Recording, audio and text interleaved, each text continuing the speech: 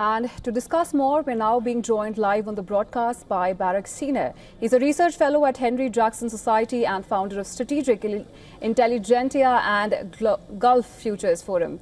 Thank you so much, Mr. Sina, for joining us on the broadcast. Thank you for having me. So let me begin by saying that now Israel has teased the prospect of the regime change in Iran as part of its war goals since the beginning of the attack last week. Now, in the latest, after a hospital in southern Israel was hit during an Iranian missile attack, Israel's defense minister, Israel Katz, said that eliminating Iran's supreme leader is now also one of the war goals. Do you think Israel is going to make good on that claim? Look, the nuclear facility and the IRGC and regime survivability are so intertwined with one another. You cannot silo the nuclear facility from the regime survivability.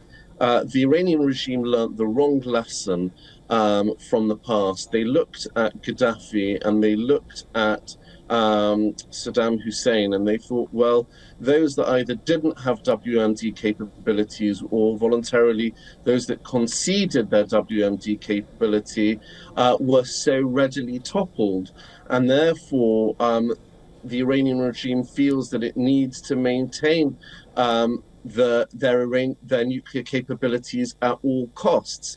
However, Israel taught Iran a lesson that even maintaining the capabilities that they have will not make them immune from being toppled. Right, Mr. Sina, and as speculations mount that US could join Israeli strikes on Iran, Washington has been redirecting military assets to the Middle East. Now, is it a clear indication that Washington is assembling the infrastructure to now directly enter the conflict with Tehran? And what kind of a reaction is it going to trigger in the region? There's a high possibility that America will enter, and the reason why it will enter the fray is because they've seen Israel's astonishing success rate. And therefore, from America's strategic calculus, it wouldn't be entrenched in a protracted conflict, but it would be able to conduct precision strikes against Fordo. If America decides not to intervene, then this will be up to Israel's special forces to take out the Fordo nuclear installation. If Israel chooses not to take out Fordo, then what Israel would have merely achieved is disruption of Iran's nuclear capability as opposed to terminating it. America also has to weigh up whether Iran is going to be striking US assets in the region, but I think it's quite remarkable that Hamas and Hezbollah, that were both Iranian proxies,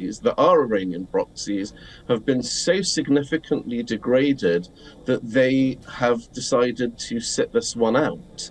So it's very possible that follow-up strikes on US assets in the region will be minimal, simply because they have been degraded and the capabilities of their sponsor, i.e. the Iranian regime, has been degraded significantly.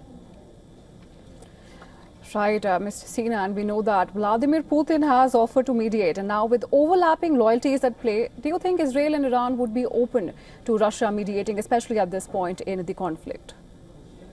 I think that that's just simply a public pronouncement for the sake of making a public pronouncement. As President Trump said to President Putin yesterday, look after your own problems first. But it's significant to note the butterfly effect that the war in Iran will have on Ukraine. The very fact that Iran has been supplying Russia with drones, with air capabilities to strike the Ukrainians, this will have an impact on the battlefield of Ukraine itself, much to the advantage of the Ukrainians.